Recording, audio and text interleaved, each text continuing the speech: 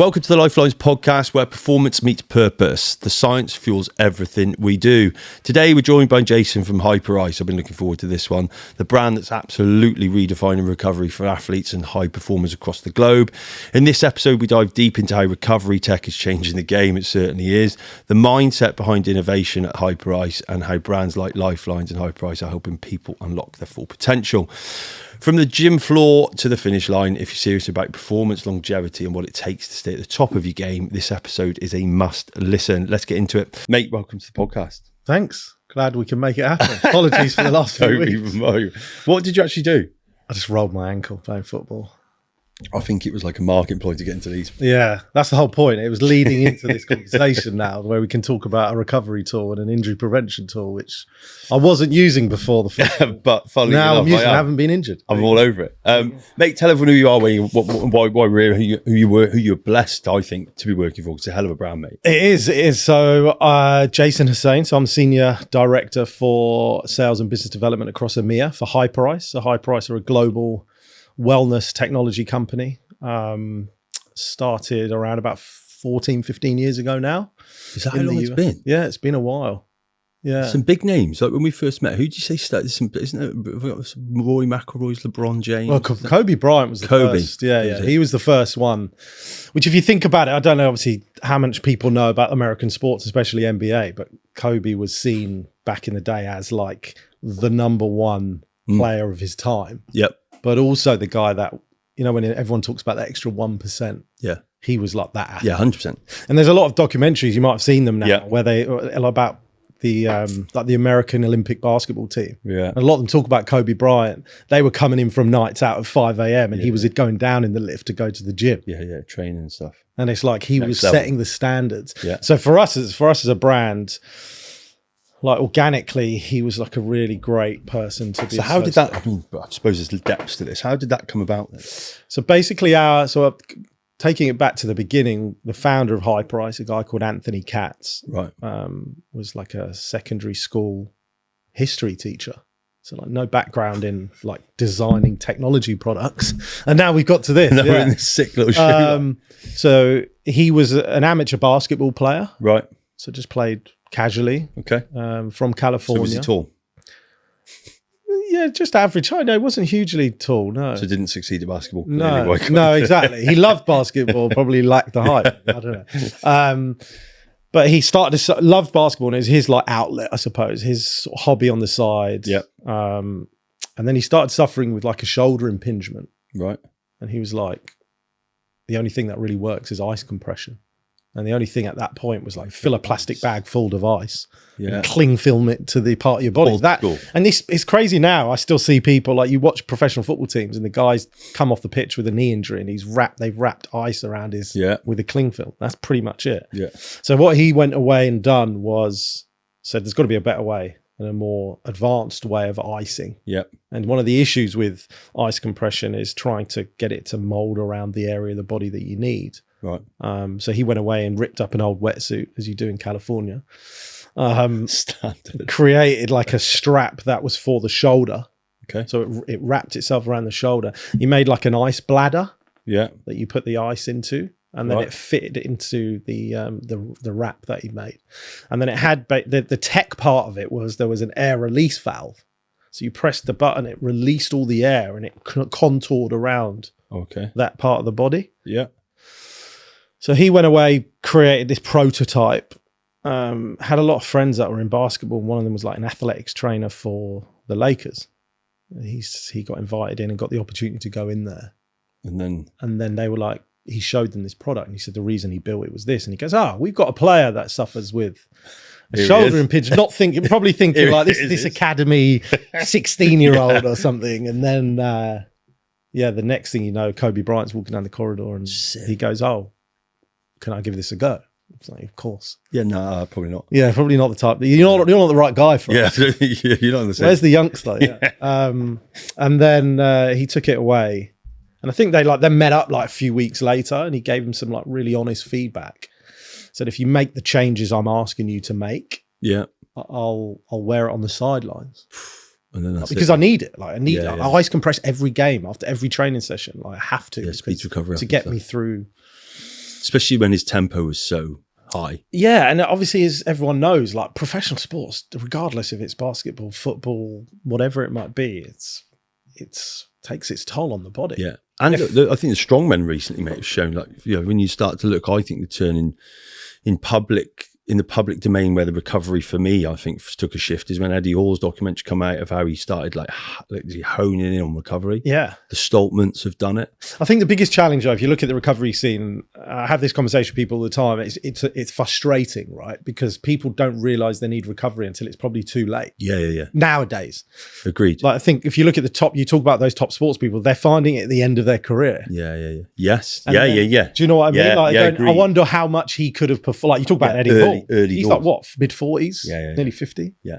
Like, if he had that 10, 15 years ago. Yeah, and the lead up to that was that much focus. Yeah. It just didn't exist, did it, really? Well, it didn't quite an exist, old and I don't think I think education's a really key thing. Yeah, big. I always say to people, and I think I've had so many conversations, let's say 2 years plus, I've been in the business 5.5 years. Right. If I look at the conversations I was having in the first 3.5 years of me being in the business, it was like, oh, we're not quite ready. If we're talking about B2B businesses, we've got so many products in hotels, gyms, even like pro sports teams. And some of them were saying to us at that time was, we're not sure this is the right strategy for us. Yeah. Now, those people I had conversations with 3.5 years ago are now the people that are coming to us saying, oh, we need this. Yeah. How do I get it? And it's full circle moment. You've realized because you're probably more educated on the reasons why. Yeah, where I think, and social media just took, the whole hot cold therapy thing, I think, put an accelerant on it. It definitely. And what was that, 2 years ago, Tom? Yeah, I would say, there was that piece where just everyone was ice bathing.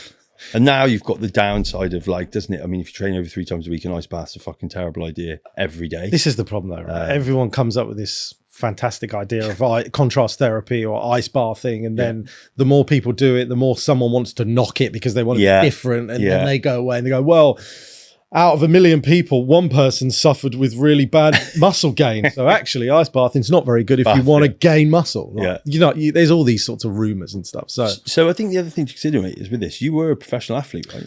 I'd say professional. Hey, sort of. I mean, I was I was a 200 meter sprinter, 200, 400 meter sprinter for many years. I ran for GB as a junior. There you go. But that was like, we're talking 2004. I'm 38 now. Yeah, listen, 42. Feels like mate. lifetime lifetime ago. I'm getting the violin out, mate. Mate, listen, at that, and I think that's when one of the first things that I remember when we first met that stood out is you don't just fucking, nothing with GB after it gets there without a certain degree of training, experience, longevity, doing the same thing, especially sprinting, mate. So regardless of being like 6 years old and you did it. I mean, that's super important to be at that level, right? Sprint work.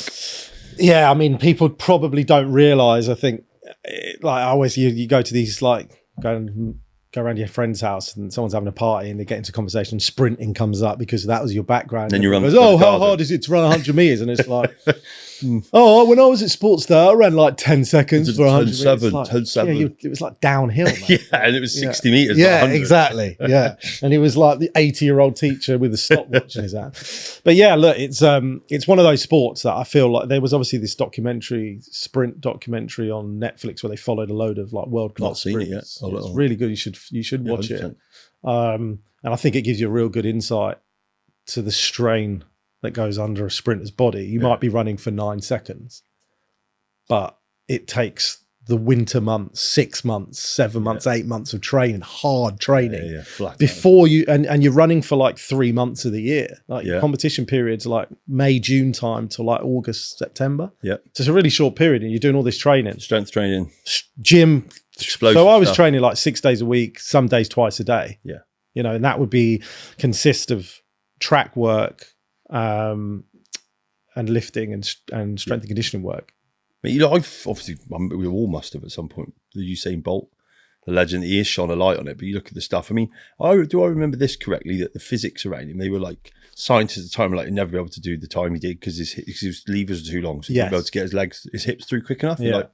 Well, his thing was, he was 6'4", 6'5", but he moved like a 5'11". Yeah, he did. So if you look at all like the science around sprinting, the fastest sprinters are all about 5'11", right? 5'10", 5'11". So you look at the Maury Screens and stuff back in the day, and Dwayne Chambers and all of those types of people. They were all around that 5 foot, between 5'10" and 6 foot. Yeah. So everyone's mindset was, if you want to run like super fast times, that's the sort of height, because it's like levers. Yeah, just become too long and being able to move them quick enough to be able to run that time. But he defied science. Yeah, completely. 6'5" guy. Yeah, levers like as long as a giraffe. Yeah, but they're moving the same as a 5'11" guy. But then you can put it down to, really, I think, you in your mind, just like, where does that effort come from? This is just being someone who's into. I was on to PT. We're on the podcast. It's all around health and fitness. It's like, surely core strength comes into a bit. Oh, massively. Mobility. Like, it's everything. If you're that strong, you'll pull them legs through. And that's one of the biggest. I think that's in sport in general, right? I think it's a real an area that so many people sort of neglect is core strength. Yeah, that's your engine room. That's it. Yeah, holds everything. So everything's like I look at everything as like a suspension, right? Yeah, your core is that suspension. Yeah, everything that your body, top half of your body to your bottom half of your body, everything's going through your core. Yeah, I agree. And your hips, right? So if you've got really weak glutes, weak quads, hamstring, or something's compensating, something's not going to work. So everything's got to work together. But everything, I feel, comes from your core. Yeah, agreed. And if you've got a really weak core, that's where people, as a sprinter, you sink. You see the hips start to sink when things get hard. Yeah, of course. So especially as a 200-meter runner, you get to that last 60 meters, 70 meters, and you start giving up, and your body starts to sink. Yeah. You're losing all of your like stride length starts to massively shorten. Yeah. Your power outage starts to decrease. Yeah. And it all comes down to just not being able to hold when it gets hard, just holding that core strength. Yeah, of course. So I think in so many sports, I probably would expect it's the boring part, right? Sit-ups, core, like planks, all of those sorts of things. Did you loads of compound moves, deadlifts? Yeah, well, a lot of our gym works was like clean squats, deadlifts, old school, mate. Well, we call it old school. Yeah, it's just functional. Yeah, right? it's just functional movements. Yeah, power movements. But also, it was like, don't lift. We were all about. It was a fine line between moving quickly. Yeah. So you always got to try and reflect what you're trying to do on the track. So your body's trying to move quick, so don't like lift so heavy that you're like straining. It's so slow of a movement, because you're just teaching your muscles to move very slowly. Yep, and that's not what I'm doing. Then I'm going to go and run on the track and try and go as fast as I can. Yeah. So it's really it was a great part of my life. I was in it probably at a reasonable level. Like domestically, I was always at Olympic trials and world champs trials. And if we just play this back, just you saying there's some B-roll where we started the conversation, I was average. Yeah. It was a great humble time. Mate, it's very nice. It was a great time. Trained with some of the best British sprinters that we've ever had. Who's your favourite? I always liked, on a global scale, I always liked Maury Screen. I think he was that period of time where I was just getting into the sport at like a 12, 13, 14-year-old. Yeah. And he was just that swagger he had down the track. I was like, you don't want to mess with him. I remember like going to the track trying to like, I want to be like that. Emulate him. Because then people like looking, who's this guy? How big were you then as well? Still like that. Yeah, exactly. But I think he was always the one. And then from a British perspective, we had obviously the Mark Lewis Francis and Dwayne Chambers. Obviously went through his troubles, but still was like an icon in British sprinting. Yeah, it still is. He still is, yeah. I mean, it's funny you say about that. Have you seen the enhanced games? No, I haven't. What? It's like mate, literally like take on the what juice. You want. They've they chucked up. So there's some Olympic. I'll send it, mate. This Olympic swimmer under the guise of a doctor. And there's some things we're talking about. Cause I'm 42 this year, like TRT, and it's become a thing, and mental health and all that. Listen, but mate, he's got on it. So I think they put out a statement like, and always do these enhanced games. He's finished his career. I think he's as an Aussie bloke and an English guy. I might have got this wrong. So all the keyboard warriors, don't go on too hard. If you've got anything, put a link in it and we'll find it. But they've chucked £1 million up. No, he said something like, if you pay £1 million to break the fastest record, I'll do it. So the enhanced games, so the owner of enhanced games like chucked up the £1 million and they've done it, and these two just got fucking jacked. And like, the performance, but ironically, I don't think it. I mean, they matched it. They've been out of this sport for years. Yeah, that's what's always a chat. Like you can take what you want, but if your body's deteriorating with age, but these two come out, and the one cracked it by 0.1 of a second. Wow! But mate, he's like that. Really? Like it's like tiny little hip, and you've been there, mate. You've been at that level. Like everything's just so much better developed. And it's like, but then you're thinking, is he getting aerodynamically too big? But it's quite interesting. I'll send you a link, mate. Yeah, because I was training with some really top, like guys that went to like 2012 Olympics, 2016 Olympics, etc.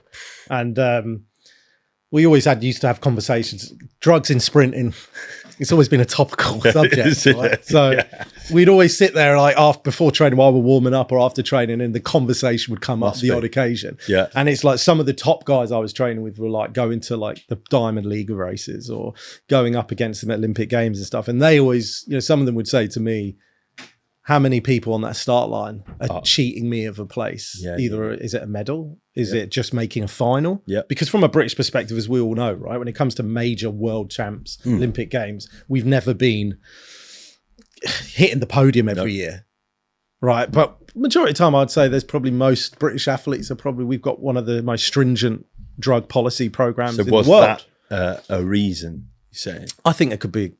Yeah, I think 100%. Was it? So you've been in the world. Was it taught? So was it obviously being done? I mean, not obvious, no. But you just know if you're at the top level, especially the guys that were running Diamond Leagues. That 0.1, that 0.2 at your level is fucking huge, isn't it? Ridiculous. It's like it's ridiculous. And that's what you're probably getting advantage-wise by taking whatever you're taking, right? So, it's an interesting one, especially at a sport where there's not much money, right? The money, that's the weird thing, really like top 2, and yet the Olympics is like funded into such an extravagant level, which is weird. Listen, but that's a whole. I think I'm in politics there, so I'll deviate from that one pretty fucking quick. But mate, I think this. So Hyperice started 14, 15 years ago. A history teacher turned short basketball player. If he's watching this, I'm only joking, mate. I'm literally having fun. And then, so how did they find you? So I was working before I was at Hyperice. I was working for a company called Premier Global and ASM. So we were a fitness education company. Well, yeah. Premier were like the leader in the PT. Are they still? Or? No, they've gone bust. Really? Basically, they got taken over by an American company called NASM. Right. I then came to the business just as that acquisition happened. I remember them actually. NASM, National Academy of Sports Medicine, like the biggest provider of fitness PT education in the US. Yeah. But they have like franchisees across the world that sell their education. Fine. They decided for the UK they're going to buy out the number one PT company in the UK and try to integrate their education. Didn't work. Well, at the time they bought a company that was very face to face, and the market at the time was very face to face in a classroom. And my job was basically to come and build this B2B arm of the business. Right. And it was basically go and create all these relationships with all the best gyms across the UK. Yeah. And get them to take our new look education, which is all online. And you've got all these old school fitness managers and directors of fitness at all these big operators who are like, you're trying to tell me that you can teach someone to be a personal trainer without them being in the classroom? Yeah, weird. And I was like, it can be done. They were doing it in the US. And like NASM were really well known. So we had a reasonable backing in that sense. But bit early. Go down very well. Bit early. But COVID happened. I know. And then you had no choice. And now look. And we were just like sort of sitting there, like putting our hands together going, well, everyone's going to come to us because we're the most advanced digital delivery of education, personal training education courses in the UK. You've got no choice now. You've got to go because you can't go and sit in a classroom and you all want personal trainers. Yeah. So it soon, the sort of script soon changed from there, which was great for us. And look, everyone does it now. Yeah, I was going to say. Everyone has to adapt. Everyone has to adapt, right? And we probably were, when we first started having those conversations, we probably were slightly early, but we were early in terms of like, we knew what was going to happen. Yeah. It was going to have to change. And it probably changed a lot quicker because of COVID, but it was the right choice. So I was there running the B2B arm of the business, creating basically academies within gyms. Right. I basically said to the business, every time we're trying to find a new personal trainer, or someone that is aspiring to be a PT and needs to go through their education, 99% of the time they're a member of a gym. Yeah. You don't become a personal trainer. Go, I've never stepped foot in a gym before. I don't go to the gym. I would love to go and teach people how to get fit. Like, it doesn't happen. So I said to the business, well, all your customers are all members of all of these gyms. Yeah. So why don't we create academies? And all of these gyms are always looking for PTs. Yeah. Because the turnover of personal trainers is atrocious. Yeah. So I started going into all of these gyms and creating all these relationships and basically saying, right, let's run this academy model. Right. We've got the education. We've got the platform. Yeah. You've got the customers, but also you've got the need for these members of yours to become personal trainers, for them to come back into your business to be PTs. Yeah. So it was basically a recruitment tool for them. So we were getting somewhere with some of the big players like the David Lloyds. Pure Gym were like the first one really to adopt it in a big way. And they're the perfect. Like if you think about their demographic of member, they're young, 16 to probably 25-year-olds. It's perfect. Like they're the type of people that are going to become PTs. Yeah. And they're all probably not, some of them are career minded, don't get me wrong, like it was a budget sector gym, but there's a lot of people that are in a bit of in the middle of where they're going in their life. Yeah. And they're loving their fitness. Yeah. So now if we can advertise to them. Be a little bit of a... So we were getting like 700 leads a month Fucking from Pure Gym. I mean, at this moment, they had like 1 million members. We had like digital advertising going across all their gyms, like mirror stickers in the bathrooms, radio advertising, digital advertising, email, everything. Yeah. And we were getting like 700 leads, probably converting 15 to 20% of those leads. Remember, the course is like $2,000 average. Yeah, I remember. Yeah. It's not cheap. So we basically created £1 million of revenue in the first year of doing it with one operator, which was obviously the biggest operator in the UK. So you went big straight away. It was the perfect model for us, because if we can do it with them, we can do it with anyone. Yeah. Like, and, we can make this work with the volume of people we get. So that worked really, really well. NASM were a really close partner with Hyperice in the US. Right. Hyperice was starting to build some momentum internationally, and the UK was a key market for them. And I got introduced to a guy called Joe Cannon, who's our senior VP of business development at Hyperice. And then he, sort of didn't headhunt me, but he did. Sort of had a conversation. Yeah. And then, they wanted to take the UK market direct. And I had the connections in the fitness sector because of my time at Premier. Yeah. And that was ultimately their bread and butter. Their sort of sales strategy was, right, bring all the big gym chains on board. Yeah. Get our products into their gyms. And then naturally you're opening up all their members to use your product that become consumers. It becomes a funnel. Very easy. Its own sales funnel, right? Understand your customer. Understand where your customer goes. Yeah. Put your product in front of your customer, and you're going to build sales out of it. And its credibility builds by being in the situation they're in. Exactly. And we targeted, because we're a premium product and because it was very early days. You think 5.5 years ago, I'm going to gyms talking about recovery. It was still early days. Yeah, it would have been, But it was low investment. And you're not cheap, right? We're not cheap, but we are low investment. When premium. you think about gyms, like if you were to go and kit out a gym, you're looking at probably $250,000 minimum. Right. From a nothing to going, right, I've got squat racks, cardio, cable machine, everything. Yeah. Like you're looking at a fair amount of investment to have a reasonable gym behind you. Like a treadmill on its own is 5 or 6K. Yeah.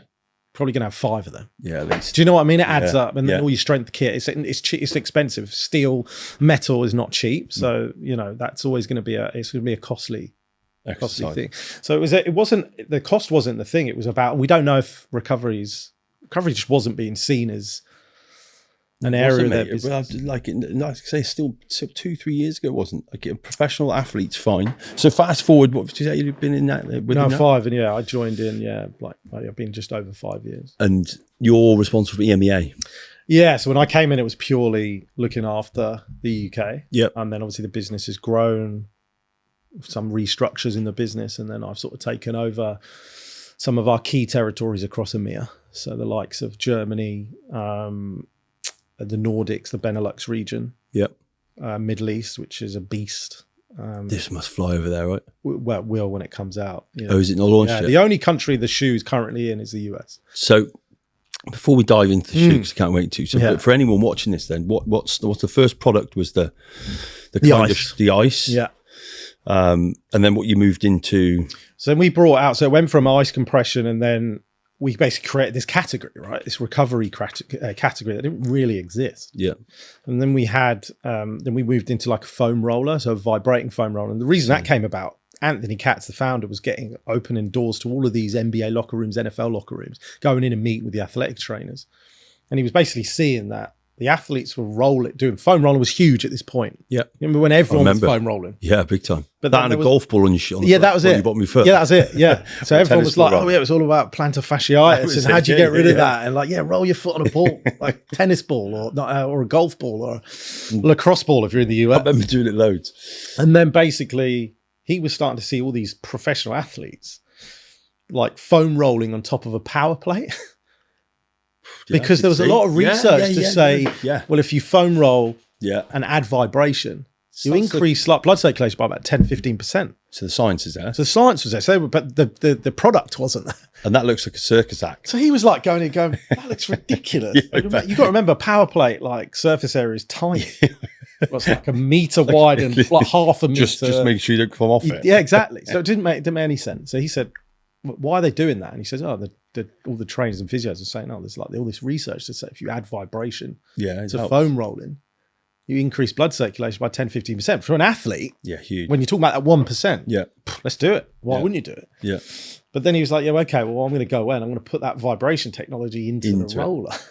And then you can roll wherever you want. Like, you don't need with zero risk. Like not rolling, like literally rolling 5 centimeters. So that's what he done. And that was the next product to the market. And that was massive for us, right? Because if you think what we just said about foam rolling being such a, was like blowing up. Every gym we went into, there was a foam roller. Yeah. Yogis. Now we've brought this foam roller with vibration technology. This is like, what the hell? You really premiumized it. I want this. Do you know what I mean? Consumers want this now. Like gyms want this. Like you start to open up the category a little bit more. Now we're not just in professional sports, because at one point you could only access our product if you were a professional athlete, if you were in the NBA, if you're in the NFL or within a professional organization. Okay. So the foam, because there was a niche product. It was too early. And then the foam roller comes out. Now the gyms are going, well, how do we get our hands on this? And that opens that door. Yeah. And then we ended up moving into like the massage gun range, and that's where the Hypervolt came out, and within like... And then guns just fucking and exploded. Then like everyone. But what people don't really realise, we had a product called the Raptor. Right. Don't know which was like you plugged it into the mains. I still get people. Mate, I still some get of the physios little ones asking enough, for this. mate. Do you know what I mean? You're doing the big ones. Honestly, you must be like a bull. I was way before my time at Hyperice, but the Raptor was supposedly it's like the OG. Everyone, I get physios saying, "Can I still get access to the Raptor?" I've never even used the Raptor. But it was like plugged into the mains. They were like, it was, and I'll speak to them and they're like, it was the unbelievable power. Like it was phenomenal. It was like you had to hold it. I think you had to hold it like in your hands. It caused injury. It looked crazy, but it supposedly is supposedly the OG, and I'm yet to try it. So I'm looking forward. But yeah, that was like our first percussion device, and people don't really realize we had this percussion device before any other massage. Is that what you call them? Percussion. Percussion is like that category. Yeah. Okay. And then but then when we created a more portable version. It was called the Hypervolt. Nice. And I actually remember I was at Premier at the time, and I went over to Ursa in San Diego. Yeah. And went to a Hyperice event. Like didn't have any what was to come. Yeah. And I got invited by like the seniors at NASM. I'll come to this event at Ursa. It's like with this brand called Hyperice. I was like, these guys. They're only really available in the US at the time.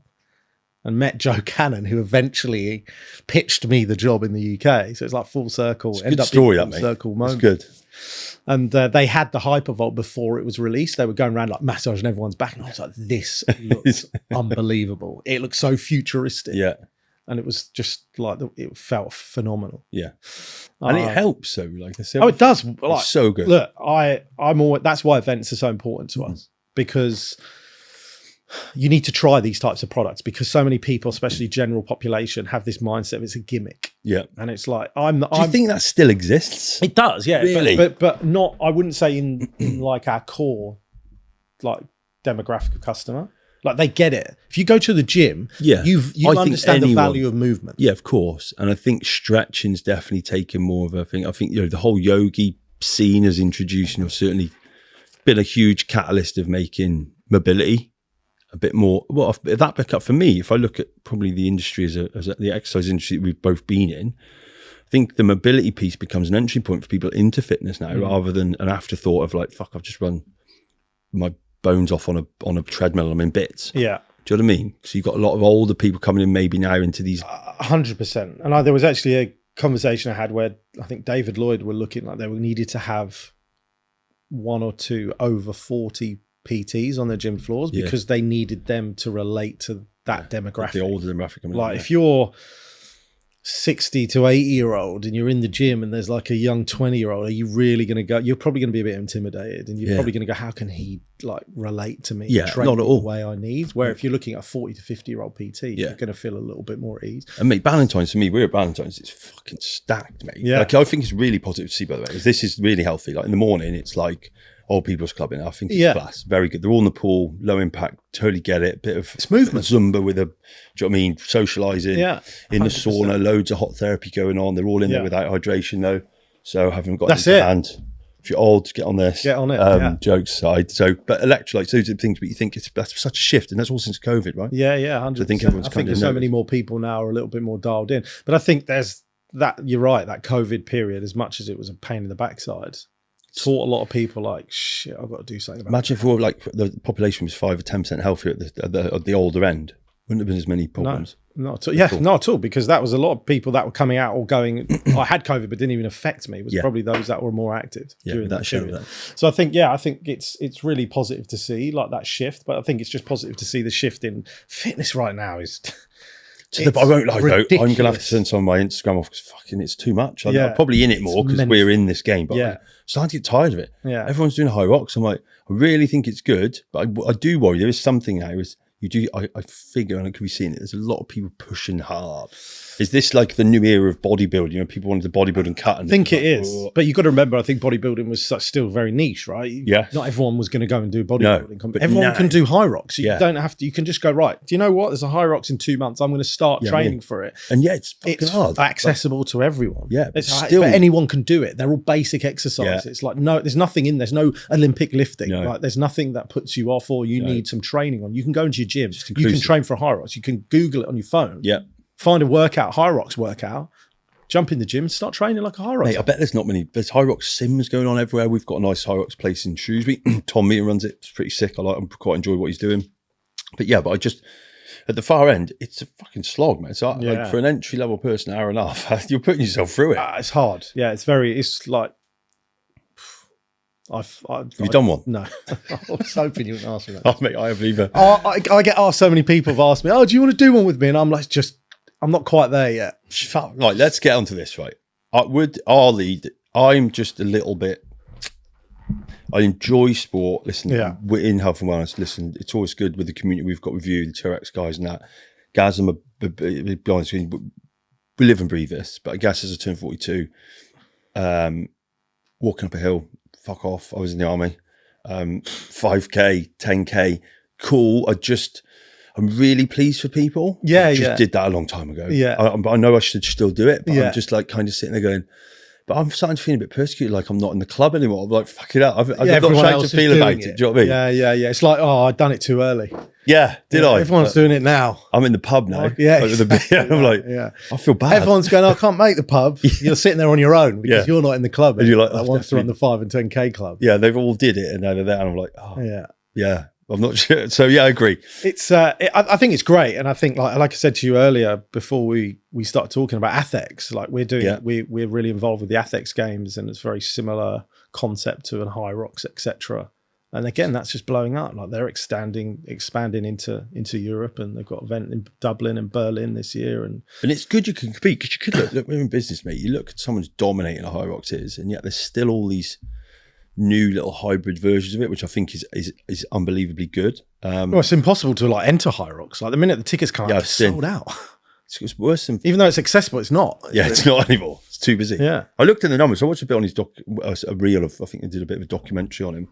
Up to fucking nearly 1 million people doing it. I think that's unbelievable. Well done. I think the UK as well. I think the UK is. I think their busiest territory. Yeah, of course. And like we said, I think I got offered like a hydration opportunity only 18 months, 2 years ago. It was like the numbers you were telling me are ridiculous. Well, they're not ridiculous that we'd expect working for big brands in the world, but I'm like, fucking, that's some growth in 18 months. Like again, nothing but hats off. Really it's done unbelievably well. It's just crazy how something can grow so quickly as well, right? But I think that's, again, it's the power of social media. It's the power of the world right now is things can grow a lot quicker. Like back then it was word of mouth. Like but also if you 15, 20 years ago, it might have been word of mouth. COVID could have been a big catalyst. Whilst you've got the it's a nice recipe for a storm with both. I think people are waking up going, fuck, these virus things could easily get given to us again. I'm saying that on purpose, given to us. That'll set people off. But then you look on and it brings us on to nicely, mate. Listen, we've got categories opening up. We've just launched Endure Plus. There's a brand from the US that have been doing it, that made in the US, but over here, I think they're doing awfully well in this endurance space. I won't lie, we've just smashed it out of the park with our formula. It's a lot better. But then you look at your stuff. I mean, you've moved from percussion. Yeah. No, ice, percussion. Vibration. We're into heat. And then in the Normatex, which I fucking love. Yeah. I could sit at home in them all day Everyone long. loves them. I don't think I've ever come across anyone yet. And that's a Test someone. Yeah, I was going to say. Come and tell me you don't like it. And be honest. Like, yeah. They didn't work for me. Like, I honestly... I mean, we go to so many events, like huge events of like 50,000 people across a few days. But you just got a queue, right? And we've got queues of people. Like sometimes there's like, we were at the London Marathon Expo. We had a queue of up to like 40 minutes at one point. What? People waiting Oh, to jump in for 15 minutes. Yeah. I'm like, it's good. Yeah, that is cool. It's good. That must feel good waiting on a brand, because look, we're at the stage we're just kind of still fairly new, 3 years in. We're into FitX of the week, and you're still fighting for space. I think the whole event thing's gone. It's not of what were Gymshark and Grenade started at Body Power 2008, whatever that was. I remember there. Yeah. You would queue, you'd get all your freebies. Alan got that massive bloody orange tank there. Yes. It was old school. Do you know what I mean? Lex the Flex. Remember them driving through London? Do you remember? Yeah, it was like super. Like, what is going on there? People thinking the world was ending. But what a time compared to what it is now. And but your brand's managing to kind of create that. Yeah, I think. Look, it's a pretty crazy time, really. When I look where I started in the business 5 years, just over 5 years ago, to where we are now. Yeah, I couldn't imagine we'd have a shoe with Nike. It's wrong. Like, this is pretty, this is epic. It's crazy, mate. It really is crazy. And I think the brand has just done such a good job in knowing its place at the right time and growing at the right time and investing at the right time and bringing athletes and doing marketing initiatives and events and all of that sort of stuff. I feel like we've not been influenced by people around us to try and move quicker than we need to move. I think we've been really sensible. And I have just realised what that is. That is a fucking motocross boot. Oh, really? What, the bottom of that is a boat off. You I've never done motocross. I was mate. I don't even know. I've done a bit. Like, it's my bag, but I haven't anymore. Right. I love it. Yeah, mate. Whole family's raced. But that is I wonder when I picked it up. It's a hell of a bit of kit. So you've walked through everyone the story. So somebody might not have come across this. This is a wearable bit of tech. Yeah. What is it? Styled on, I mean, it looks future, what is it? Oh, Back to the Future style. So I'll give you a bit of a background in terms of how we've got to this point, right? Yeah. Because we talked about, obviously, the start of the brand. Yep. You know, we started with an ice compression product. We then moved into vibration. Yeah. We then moved into percussion and heat. Cool. And then there was a period where we were like, well, what's next? And we looked on the market, and Normatec were a brand of its own. Yeah. And in probably 2019, 2020, we had a really good relationship with Normatec anyway. We were in the same category. We had no conflict because they'd done, a pneumatic compression product and we didn't. Yep. So we sort of worked in tandem and had a good relationship with them. And then it came to the point where we were like, well, what's the next sort of brand or product for us? Yeah. And we got to a really good stage in the business. We were booming, going in a really strong direction. And acquisitions were really on the table for us to go now. That's a great way to grow. Right, what shall we go make our own or compression product? Or we've got the leaders in the market that were absolutely killing professional sports, but probably wanted to be a little bit bigger in the direct-to-consumer market. Okay. We were already a really strong brand in the direct-to-consumer market because we brought this massage gun out. The Hypervolt was booming, getting into so many people's homes. The general public will want it because massage guns, everyone loves a massage. Yeah. Now you can just you hold this thing and it does it for you. Sounds fantastic. Yeah. So we were booming and the brand was really building some cool recognition. Yeah. Normatec were in a really good place, but just wanted to be a bit more accessible. So we acquired Normatec in the deal went through. So these, we'll put it on the video. These start to raise the bar on the price point, don't they? Yeah. Like quite a bit. Well, the thing is, right, they're cheap compared to what they used to be. Go on, what are they? So they used to be, when I think we first took over the brand, I think we were selling them so I came in the May. I think the acquisition completed in the February of 2020. Yeah. And I think the price point was about £1,500. It's not too bad. I think it's not too bad, but it's now £799. Is it? So, and the whole point was that all the manufacturing for Normatec. Did you benefit from scale?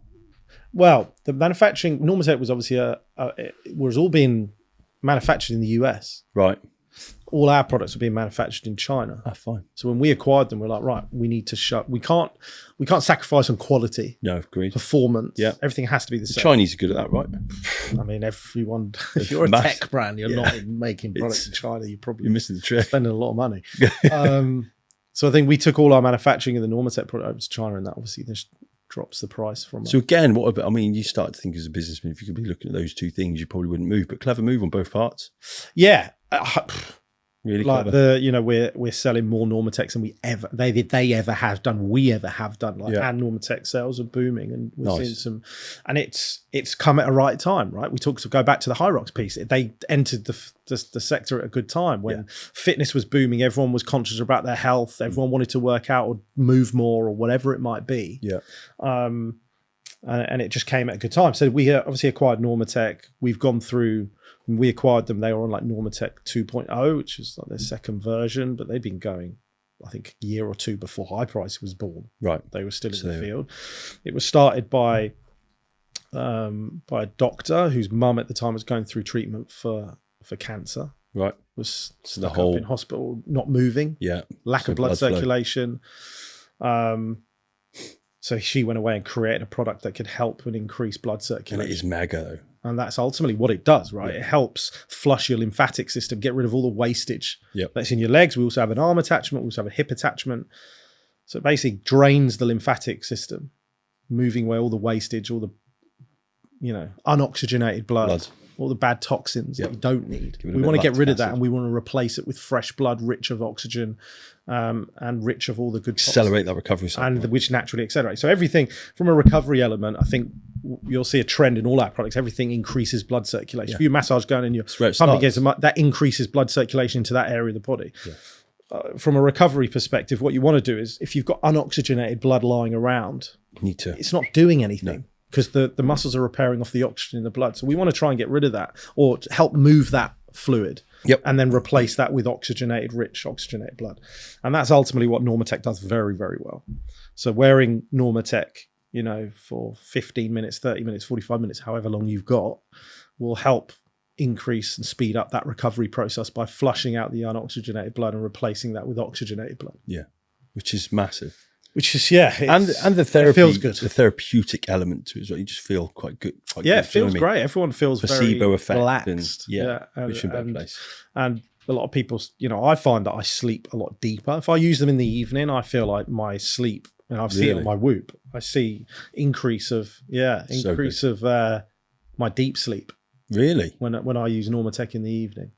Over not using it at all. So what's your top? What sleep efficiency score have you topped out at? I don't really know much. 95% the other day, mate. My consistency lets me down. Is it? Oh, mine does. I'm massive. Like this, like Saturdays and Sundays.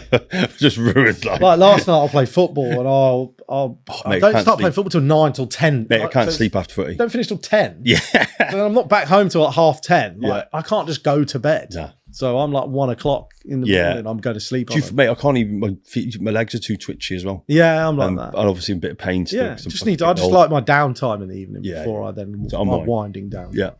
But then we get onto the piece de resistance with these then. Really. Yes, and that's where it comes to. So what I was sort of moving towards is that acquisition of Normatec ultimately has got to us to this point. So these incorporate our Normatec compression technology. So it has sort of bladders built into the shoe. And then also it has our heat technology. So if you look at our suite of products, you've got Hypervolt is our percussion range.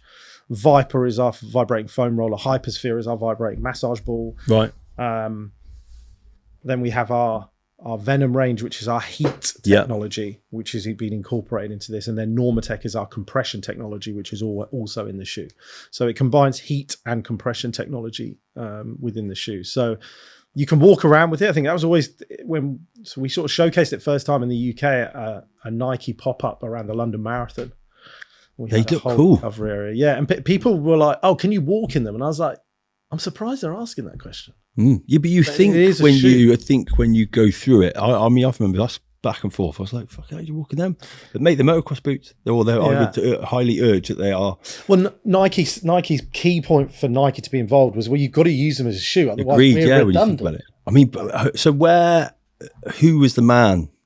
So our founder's always been a huge Nike fan. Like all he wears is Nike. Mate, so he's like history teacher to just wearable tech. Well, his vision was like, one day I want to make a product with Nike. Mate, hats off, mate. I don't know how he must look out from his what's he done now? He's just California mansion, looking out on the beach, going, "I've made it. I've made it now." Yeah. I'll be like, all right, who's in? Yeah, I'm out now. So yeah, he's. I think he's been the catalyst without a doubt, and always had a close relationship with a lot of the guys over at Nike. And then Tony Hatfield is one of the designers at Nike, one of the top guys at Nike who's done a great job. Very involved in the design of the shoe. Yeah. But the biggest challenge I think we had was you've got to imagine all the technology that's in this shoe. Like, where is it all gone? Like, if you look at Normatec systems, so those that have got a Normatec system, the box, the control system's like that big. And we've obviously brought that in now, where we've got a wireless version, right, where the system is built into the leg. leg. The dev then cascades back down the chain, right? So it's moving forwards, and like it's got to the point now we've created a shoe where all the technology is built into the sole of the shoe, and that heel clip at the back is. So now when's the next thing? Just like a full wetsuit. Maybe, yeah. I don't really know where next we go. I suppose that's the exciting part. I think, right? Because this was the test. Yeah. Like, does this the work? Consumer for the wearables, right? I guess. Yeah, I think potentially. Yeah, I mean, it's with Nike, it's got to be within their remit. Which, if you look at their suite of products, it's footwear and clothing, right? Yeah. So it'd be interesting. I'm not high enough up the food chain to know what's next, but it's exciting. I think it's gone down really, really well. The feedback from customers has been phenomenal. Feedback from athletes has been unbelievable. And you've said, so we had a little chat off camera. You just sold out, right? Yeah, we sold out in some sizes. Yeah, some sizes, and I think what's the ideal size? I mean, if you're 13 with that on, mate, you look stupid. Well, yeah, but look, that's what's surprising. And I said to the US team when we spoke, the UK market might be a little bit smaller foot. I can't see the XL, which is like, I think XL is like 12 to 13.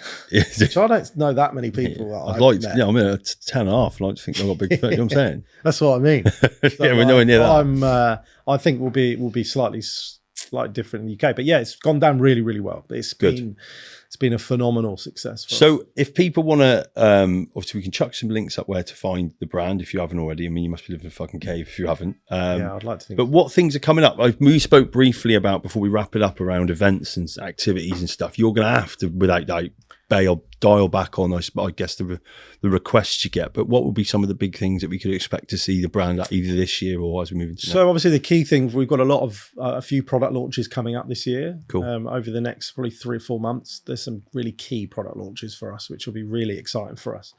For us, events are key.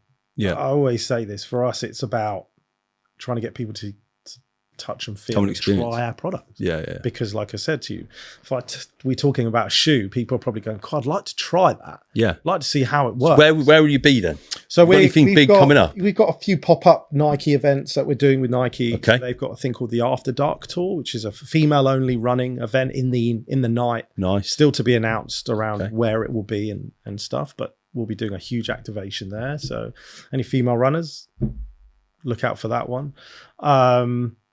Berlin Marathon, so we'll be over at the Berlin Marathon in September. Trying to crack that German market. Yeah, German market's a tough one, but yeah, we'll be there. We've gone through a really, really busy event stage. Yeah. London Marathon we were at. How was that? Phenomenal. We had like 6 activations across London. Really? With different brands. Like we've just got so really good, strong partnerships. I bet. And obviously London Marathon, everyone who's got some sort of base or has that type of demographic of customer wants to do something around the London Marathon. It's just a phenomenal. I ran it last year. 30% up, mate, probably 40% up in the last 4 years. 30% that was not including this year, which we know was a sellout. They went from something like 800. I think they had over 1 million applications for next year's. It's ridiculous. Unreal. Like staggering. Where are all these people coming from? Everyone's decided. I think again, Joe, it's really positive for us. We've been in the game. It's like stark reminder. COVID. It's phenomenal. It was a shit time. Yeah, but like I think it got so many people like back into it. Kick up the backside. Yeah, especially when we all talk about it. I'm all aware. I think the world's never been more aware of mental health, but I can't see it getting any better. So I've got my own take on this. This is about exercise and food.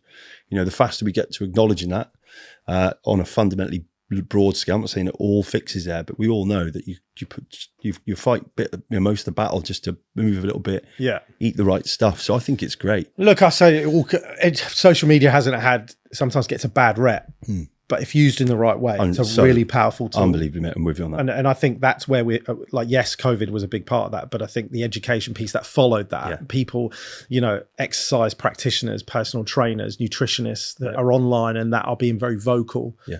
Some might not give the right advice, but I'll let you've got to be clever enough to be able to know what's right and what's wrong. Right? But I think overall, it's a really positive tool if used in the right way from an educational perspective. And it goes back to what I said, even about our products.